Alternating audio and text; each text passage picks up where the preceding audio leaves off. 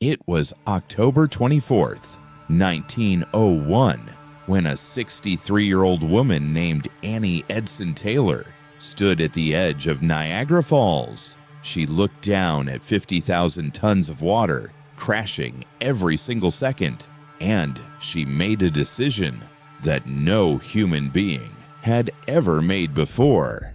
She climbed inside a wooden barrel, sealed it shut from the inside, and went over the edge. The crowd watched in horror. Reporters held their breath. Nobody expected to find her alive.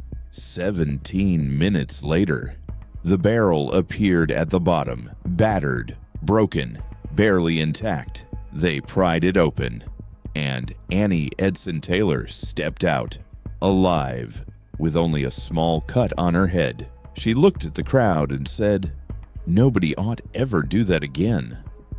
But here is where the story gets dark. Annie did not become rich and famous. Annie did not become a legend. Instead, her manager, a man named Frank Russell, disappeared with her barrel. The very barrel that made history. Gone. Annie spent the rest of her life sitting near Niagara Falls, selling postcards of herself to tourists who barely recognized her.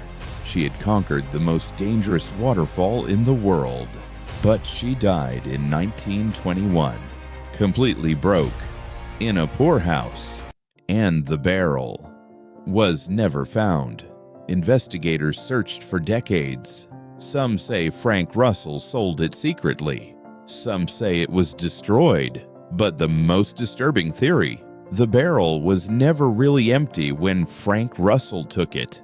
Inside Annie's barrel, she had placed one thing for good luck: a lucky cat. The cat was never found either.